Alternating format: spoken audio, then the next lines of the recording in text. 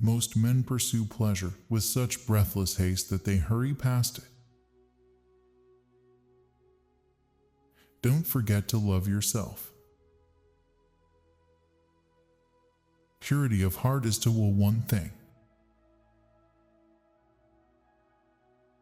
Marriage brings one into fatal connection with custom and traditions and customs are like the wind and the weather, altogether incalculable. Just as in earthly life, lovers long for the moment when they are able to breathe forth their love for each other, to let their souls blend in a soft whisper, so the mystic longs for the moment in prayer he can, as it were, creep into God. Love is the expression of the one who loves, not of the one who is loved. Those who think they can love only the people they prefer do not love at all. Love discovers truths about individuals that others cannot see. To cheat oneself out of love is the most terrible deception. It is an eternal loss for which there is no reparation, either in time or in eternity. The most painful state of being is remembering the future, particularly one you'll never have. What is a poet? An unhappy person who conceals profound anguish in his heart, but whose lips are so formed that he sighs, and cries pass over them, they sound like beautiful music. It belongs to the imperfection of everything human that man can only attain his desire by passing through its opposite.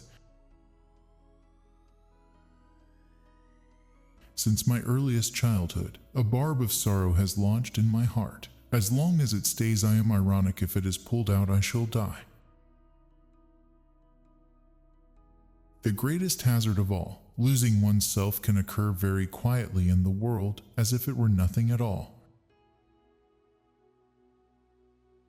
No other loss can occur so quietly. Any other loss, an arm, a leg, $5, a wife, etc., is sure to be noticed. In addition to my other numerous acquaintances, I have one more intimate confidant. My depression is the most faithful mistress I have known. No wonder, then, that I return the love. Anxiety is the dizziness of freedom. Prayer does not change God, but it changes him who prays. The function of prayer is not to influence God, but rather to change the nature of the one who prays. God creates out of nothing. Wonderful, you say. Yes, to be sure, but he does what is still more wonderful. He makes saints out of sinners. Since boredom advances and boredom is the root of all evil, no wonder then that the world goes backwards, that evil spreads. This can be traced back to the very beginning of the world. The gods were bored, therefore they created human beings. If I am capable of grasping God objectively, I do not believe, but precisely because I cannot do this, I must believe. It is hard to believe because it is hard to obey. Faith is the highest passion in a human being. Many in every generation may not come that far, but none comes further. The Bible is very easy to understand, but we Christians are a bunch of scheming swindlers. We pretend to be unable to understand it because we know very well that the minute we understand, we are obliged to act accordingly. The proud person always wants to do the right thing, the great thing, but because he wants to do it in his own strength, he is fighting not with man. Our life always expresses the result of our dominant thoughts. Life is not a problem to be solved, but a reality to be experienced. There are two ways to be fooled. One is to believe what isn't true. The other is to refuse to believe what is true. I see it all perfectly. There are two possible situations. One can either do this or that. My honest opinion and my friendly advice is this: do it or do not do it. You will regret both. The highest and most beautiful things in life are not to be heard about, nor read about, nor seen, but, if one will, are to be lived. Life has its own hidden forces, which you can only discover by living. People commonly travel the world over to see rivers and mountains, new stars, garish birds, freak fish, grotesque breeds of human. They fall into an animal stupor that gapes at existence, and they think they have seen something.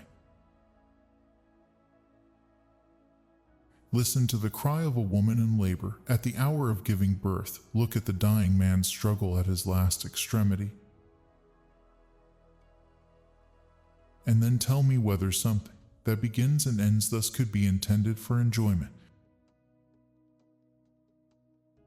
There are, as is known, insects that die in the moment of fertilization. So it is with all joy. Life's highest, most splendid moment of enjoyment is accompanied by death.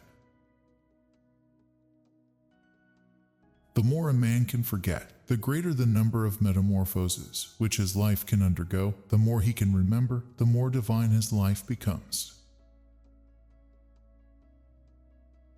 Old age realizes the dreams of the youth. Look at Dean Swift. In his youth he built an asylum for the insane. In his old age he himself was an inmate. Once can advise comfortably from a safe port. Trouble is the common denominator of the living. It is the great equalizer. The truth is snare. You cannot have it without being caught. You cannot have the truth in such a way that you can catch it, but only in such a way that it catches you. There is nothing with which every man is so afraid as getting to know how enormously much he is capable of doing and becoming. During the first period of a man's life, the greatest danger is not to take the risk. It is essential in relationships and all tasks that we concentrate only on what is most significant and important. If anyone on the verge of actions should judge himself according to the outcome, he would never begin.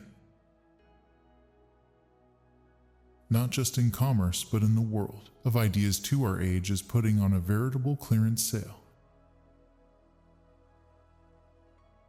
Everything can be had so dirt cheap that one begins to wonder whether in the end anyone will want to make a bid.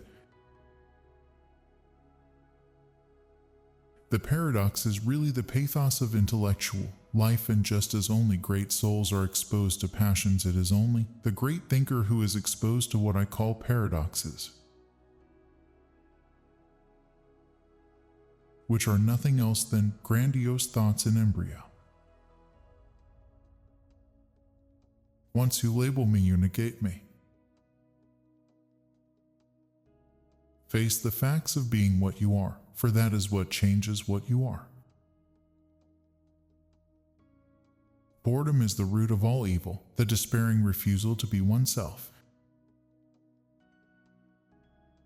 Personality is only ripe when a man has made the truth his own. A man who is a physical being is always turned toward the outside, thinking that his happiness lies outside him, finally turns inward and discovers that the source is within him.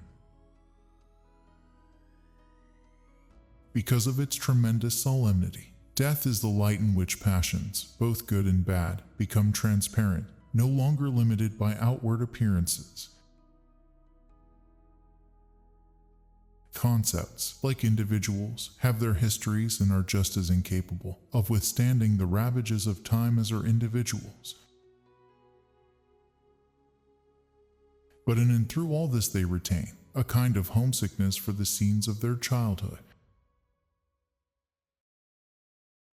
It was completely fruitless to quarrel with the world, whereas the quarrel with oneself was occasionally fruitful and always, she had to admit, interesting. I feel as if I were a piece in a game of chess when my opponent says of it, that piece cannot be moved. Far from idleness being the root of all evil, it is rather the only true good. The tyrant dies and his rule is over. The martyr dies and his rule begins. At the bottom of enmity between strangers lies indifference. How absurd men are. They never use the liberties they have, they demand those they do not have. They have freedom of thought, they demand freedom of speech.